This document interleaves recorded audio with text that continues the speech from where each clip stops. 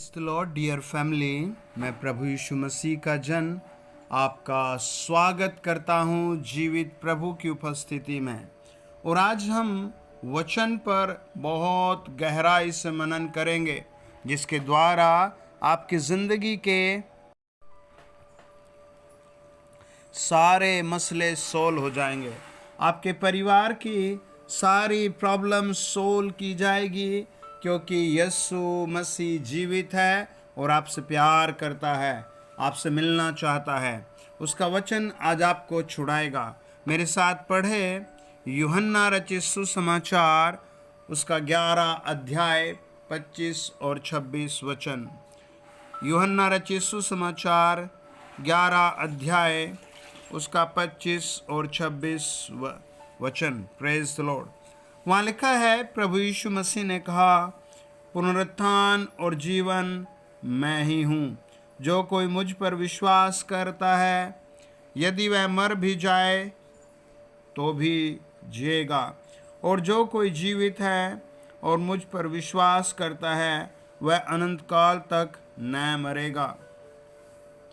क्या तू इस बात पर विश्वास करता या करती है? आप कमेंट बॉक्स में लिखें, मैं विश्वास करता हूँ। आदरणीय प्रभु, आइए प्रार्थना करें। पवित्र आत्मा उन सब के घरों में जाए, एंजल्स उनके घरों में जाए जो मुझे सुन रहे हैं, और उनके हर नीड्स को देखकर पूरा करे। ओह थैंक यू प्रभु यीशु मसीह के नाम से पवित्र आत्मा उन सब को छुए जो इस समय खांसी, जुखाम, बुखार या अन्य किसी रोग में है। यीशु मसीह के नाम से पवित्र आत्मा टच टच टच टच करे। पवित्र आत्मा हर परिवार को टच करे, हर बहरे गूंगे को टच करे, हर लंगड़े को टच करे, हर थायराइड जल जाए, हर प्रॉब्लम जल जाए। खुदा इस वचन के द्वारा आज़ाद करो। आत्मा के उद्धार के साथ साथ शरीर का भी उद्धार, चंगाई दी जाए यीशु के नाम में, आमेन। आप लिखे आमेन। प्रभु का वचन बताता है, प्रभु यीशु मसीह ने एक बहन से कहा, उसका नाम मार्था है, उसकी बहन का नाम मरियम है, और उनका भाई लाजर मर गया। अब जब लाजर बीमार था, फिर वो मर गया। प्रभु यीशु मसीह उससे मिलने आए, मार्था मरियम से, लेकिन उन दोनों बहनों ने प्रभु यीशु मसीह को देखते ही रो पड़ी और पैरों पर गिर कर एक ही बात कही, ओ माय जीसस, अगर आप यहाँ होते तो हमारा भाई कभी ना मरता। हे प्रभु यीशु, अगर आप यहाँ होते तो हमारा भाई कभी ना मरता। उनकी बातें सुनकर प्रभु यीशु मसीह भी रो पड़े। उनके दर्द को देखकर प्रभु यीशु मसीह भी कुम्हला उठे। उनकी आवाज़ सुनकर प्रभु यीशु मसीह का भी हृदय दुख से भर गया। प्रभु आपकी आवाज़ सुनना चाहते हैं, प्रभु आपकी पुकार सुनना चाहते हैं, प्रभु आपकी प्रार्थना सुनना चाहते हैं, प्रभु आपसे प्रेम करते हैं। प्रभु यीशु ने उनकी आवाज़ सुनने के बाद उनसे कहा, आई एम रिजरेक्शन, मैं पुनरुत्थान हूँ। जो मुझ पर विश्वास करते हैं, यदि वे मर जाए तो वे जी उठेंगे। है ना? एक तो शरीर का पुनरुत्थान होता है। आज भी कई बार चमत्कार हो जाते हैं, प्रभु करता है। जब हम दुआ करते हैं, प्रभु बड़े बड़े काम करता है। दूसरा है कि जो लोग बेचारे, मरना फाइनल स्टेज है, ज़रूर मरते हैं। प्रभु के जन भी मरते हैं, प्रभु के भक्त भी, चुने हुए भी, और जो प्रभु पर विश्वास नहीं करते, छोड़कर चले जाते हैं, वे भी मरते हैं। जो लोग प्रभु पर विश्वास करते हैं, वो मरते नहीं, सो जाते हैं। और फिर प्रभु उनको पहला थिस्सलुनीकियों 4 अध्याय 16-17 के अनुसार आवाज़ देकर जगाएगा और वो फिर जी उठेंगे। आमीन। लेकिन जब प्रभु यीशु बादलों पर आएगा, प्रकाशित वाक्य 1 अध्याय उसका 7, 8, 9 वचन के अनुसार, यूहन्ना रचित सुसमाचार उसका 19 अध्याय और उसका लास्ट वचन के अकॉर्डिंग, प्रेज द लॉर्ड। प्रकाशित वाक्य 21 अध्याय के अकॉर्डिंग, प्रेज द लॉर्ड, जब प्रभु यीशु मसीह बादलों पर आएंगे, तब जो लोग जीवित हैं उनके साथ क्या होगा? हालेलुया। वो मरेंगे नहीं, डायरेक्ट चेंज हो जाएंगे अमरता में।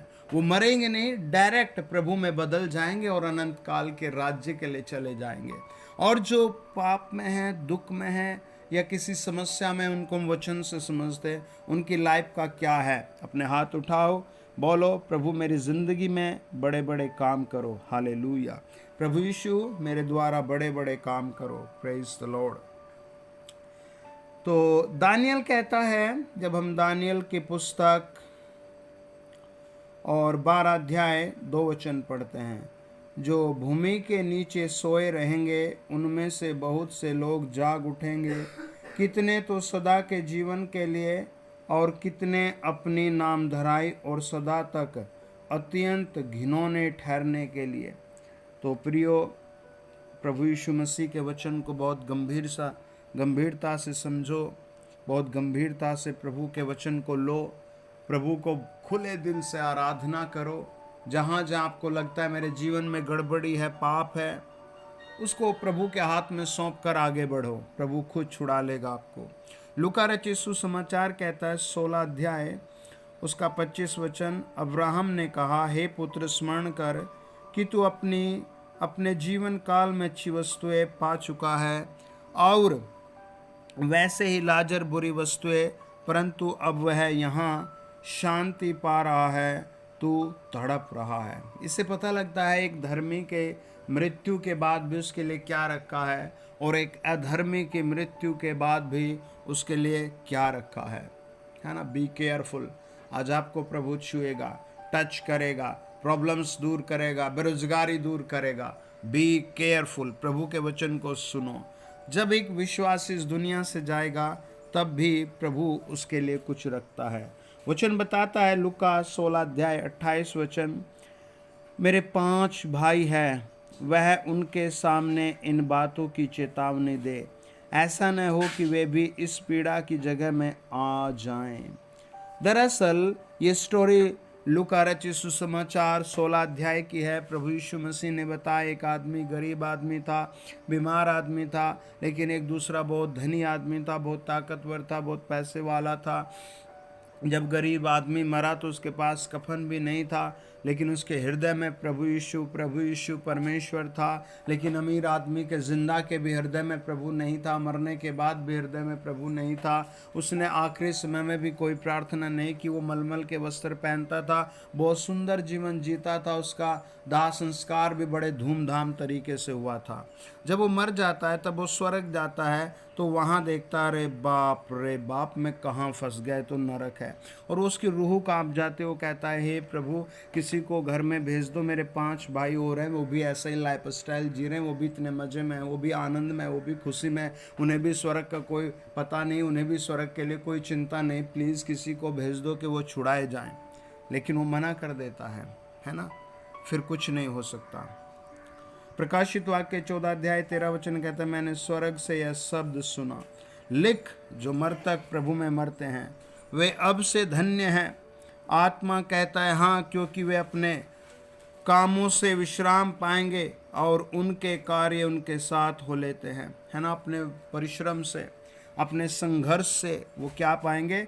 आराम पाएंगे।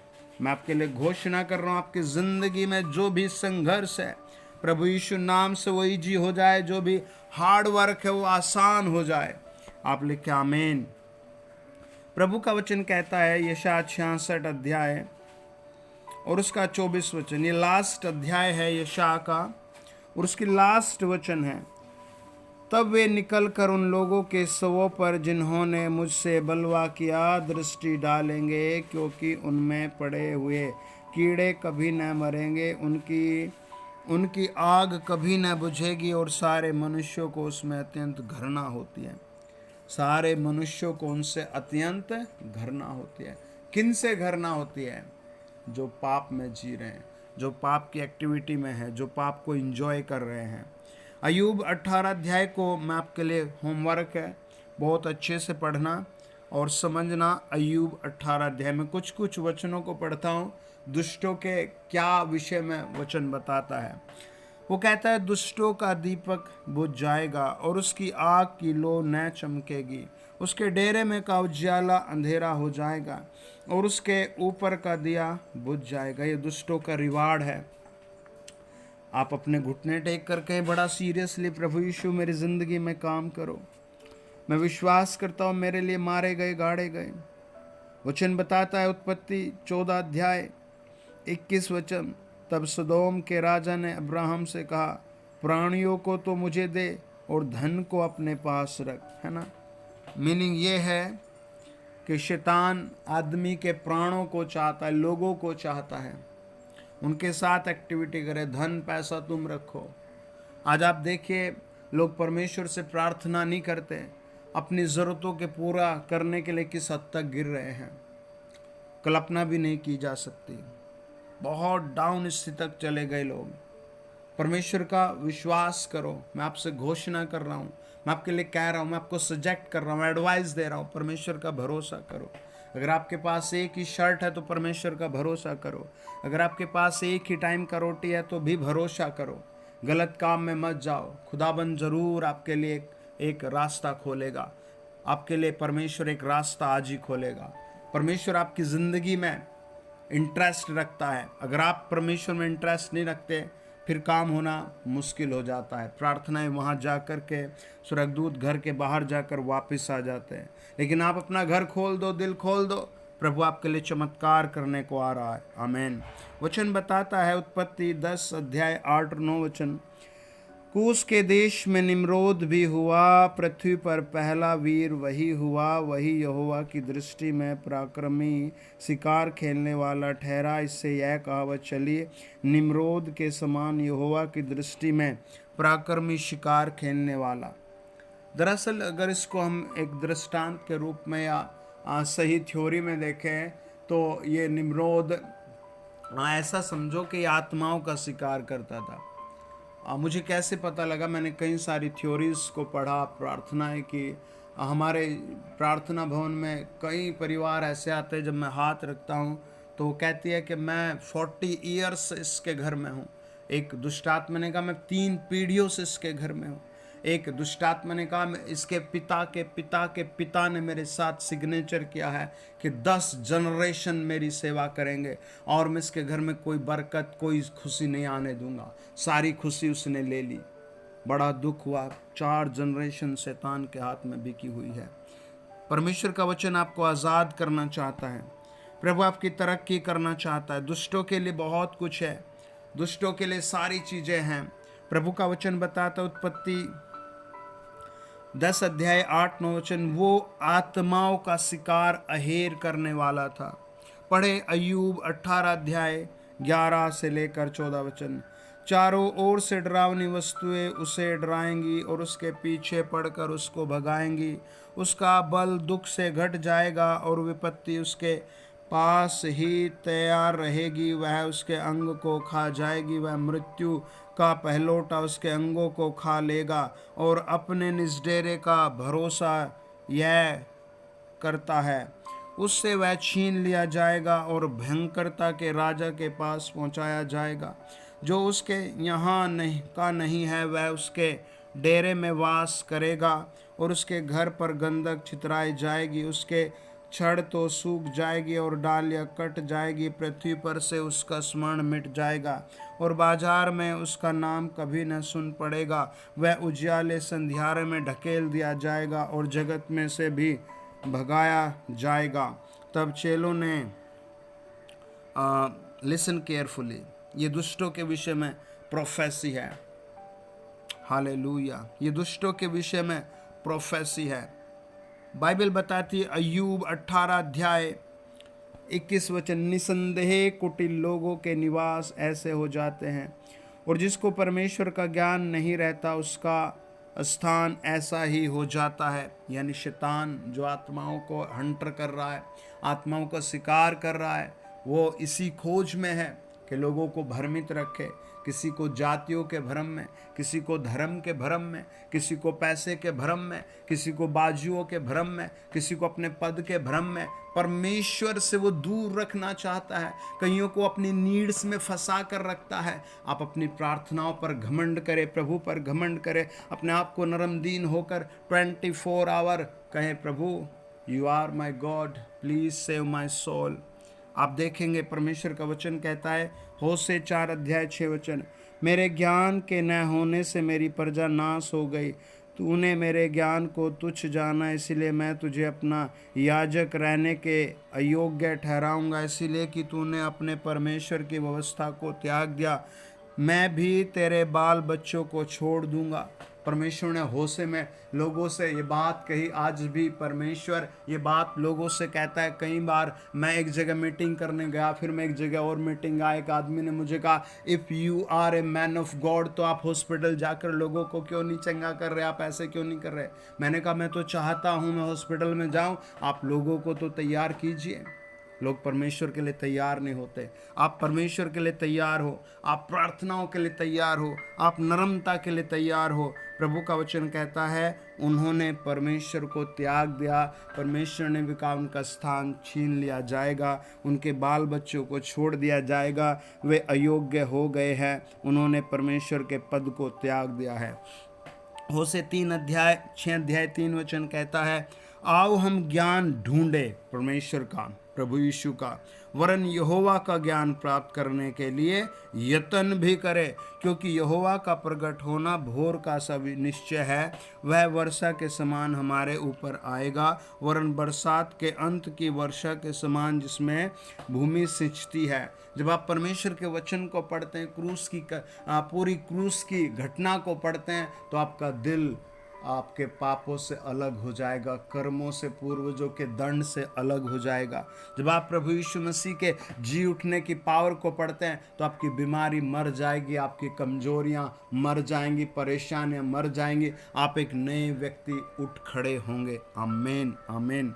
इब्रानियों की पुस्तक कहती है 11:10 वह उस स्थिर नींव वाले नगर की प्रतीक्षा करता था जिसका रचने वाला और बनाने वाला परमेश्वर है। इब्रानियों 11:10 और फिर 14 वह उस स्थिर नींव वाले नगर की प्रतीक्षा करता था जिसका रचने वाला और बनाने वाला परमेश्वर है, जो ऐसी ऐसी बातें कहता है वे प्रकट करते हैं कि स्वदेश की खोज में हैं, पर वे एक उत्तम अर्थात स्वर्गीय देश के अभिलाषी हैं। इसलिए परमेश्वर उनका परमेश्वर कहलाने में नहीं लजाता, क्योंकि उसने उनके लिए एक नगर तैयार किया है। आइए प्रार्थना करें। परमेश्वर अपनी बातों को आप पर प्रकट करेगा, परमेश्वर आपकी प्रॉब्लम्स को डिस्ट्रॉयड करेगा। खुदा अपने हाथ को अपने फ़ोन के डिस्प्ले पर रखें, डिस्क्रिप्शन में नंबर दे जाएंगे, अपनी गवाही ज़रूर देना। खुदा अपने लोगों को छुओ। आज इनके लिए प्रोफेसी है, आज इनके लिए तेरा हाथ इनके ऊपर आए। लॉर्ड टच करो, पवित्र आत्मा टच करो। यीशु मसीह के नाम से पैसे की प्रॉब्लम समाप्त हो जाए, काम की प्रॉब्लम समाप्त कर दो। प्रभु यीशु मसीह के नाम से एंजल्स उतर कर दवाइयों की प्रॉब्लम, बीमारियां प्रभु समाप्त करो। झगड़ा, नशा, दुष्ट आत्माओं के हमले नाश करो। परिवार में अलगाव हटाओ। प्रभु अपने लोगों को ब्लेस करो, ऊंचे नाम में ब्लेस हो जाए। आमीन आमीन। God bless you dear family.